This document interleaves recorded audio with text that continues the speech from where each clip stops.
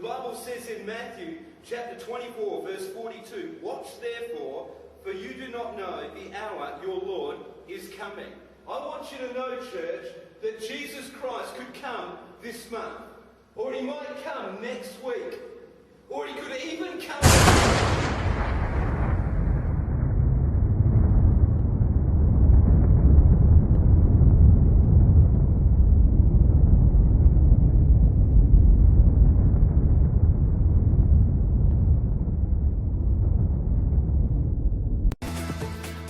Shalom and good evening. This is TV7 Israel News broadcasting to you from Jerusalem.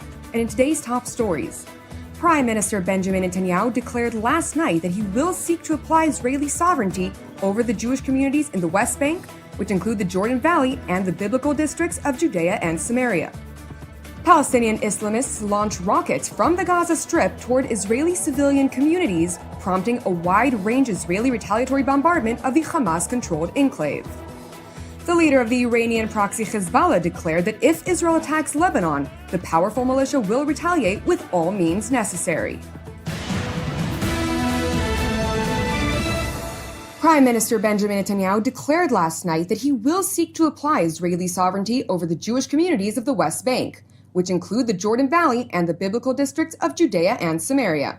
In what the Israeli leader proclaimed to be a dramatic press conference, he emphasized that the implementation of his aspirations would be postponed until the unveiling of the political dimensions of the U.S. President Donald Trump's so-called deal of the century.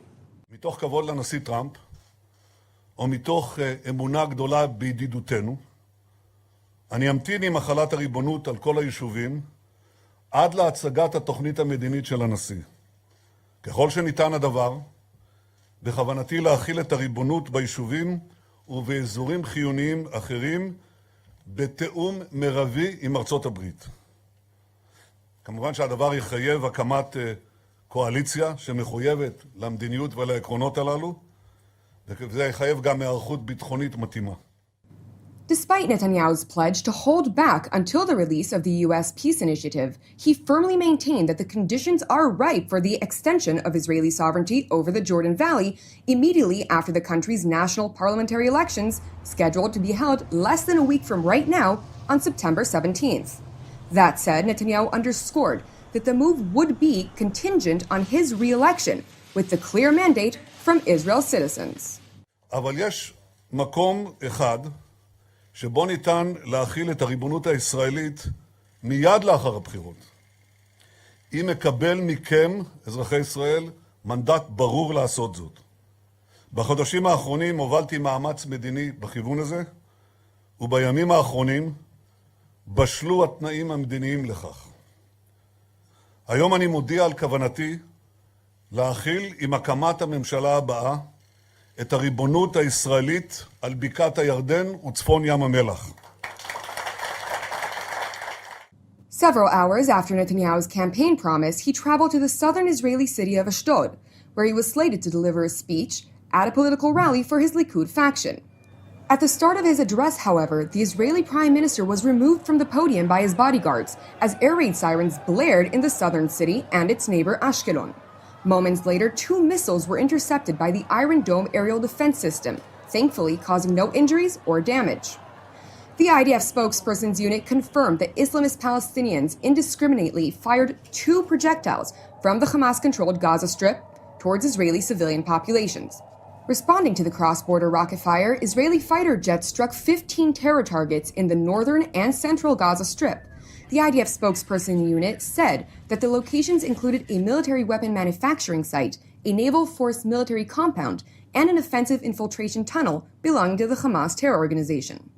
The Israeli military emphasized in a statement that it will continue to operate against any attempts to harm Israeli civilians, while underscoring that the defense establishment holds the Hamas terror organization accountable for all events transpiring in the Gaza Strip and emanating from it. It is important to note, however, that Hamas officials informed Egypt that it was not behind the attacks on the Jewish state. According to Palestinian sources, the Islamist organization vehemently insisted to Cairo that the rocket fire at this stage is contrary to Palestinian national interest. An Israeli intelligence source told TV7 that Egypt later conveyed this message to Jerusalem. As such, the current assessment among Israel's security agencies is that the Iranian-backed Islamic Jihad was behind last night's missile launch, despite the fact that there have been no claims for responsibility thus far. Meanwhile, in the West Bank city of Ramallah, senior Palestinian officials responded to Prime Minister Benjamin Netanyahu's Jordan Valley election pledge, deeming it a blatant violation of international law. Chief Palestinian negotiator Saeb Erekat went even further by claiming that the Israeli leader's annexation plan is paramount to a war crime. What Prime Minister Netanyahu said tonight about asking his people for a mandate to allow that will enable him to annex the Jordan Valley is paramount to a war crime. Annexation of occupied territories is a war crime. So Mr. Netanyahu and those who help or aid Mr. Netanyahu in such a vision of annexing Jerusalem, annexing Hebron, annexing the Jordan Valley, the Jordan River, the Dead Sea, and then keeping Palestinians in their small towns and villages as prisoners without any freedom, that is a war crime. In addition to the Palestinian condemnation, the Arab League convened an emergency session, after which the organization's Secretary General declared that the Arab and Muslim world will use all tools at its disposal to resist Israel's annexation of the West Bank. Now in other regional news, Hezbollah leader Hassan Nasrallah has declared that if Israel attacks Lebanon, the powerful Iranian-backed militia will retaliate with all means necessary. In a televised address from a bunker at an undisclosed location, the Hezbollah Secretary General emphasized that when it comes to defending Lebanon, there are absolutely no red lines.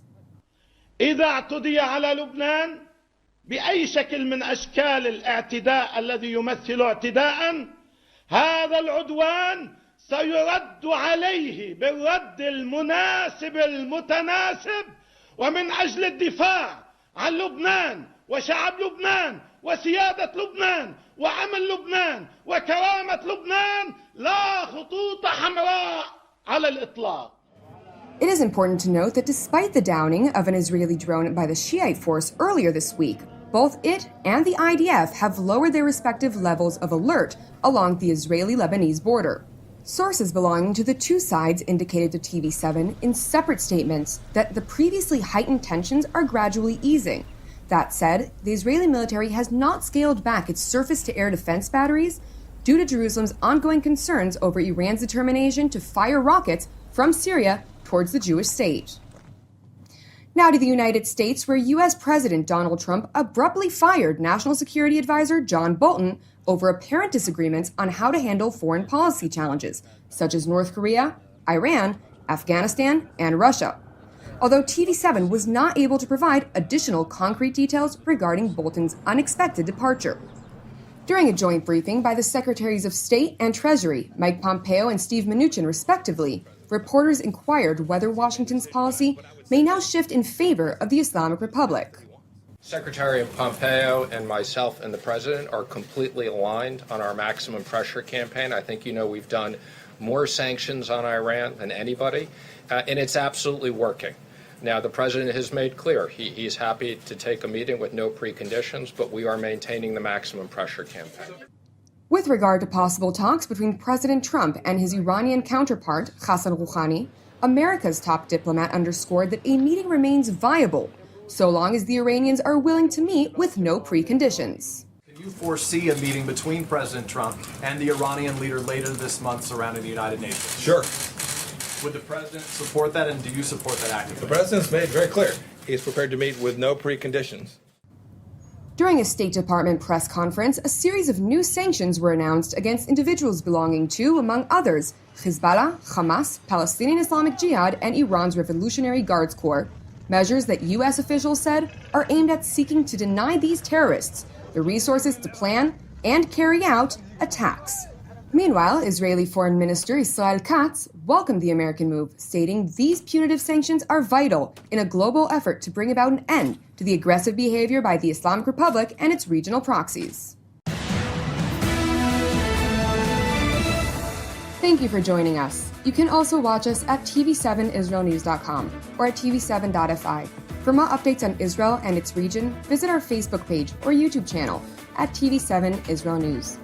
Keep praying for the peace of Israel and the peace of Jerusalem. I'm Ayan Hessen. Have a good evening, and we'll see you again tomorrow at the same time.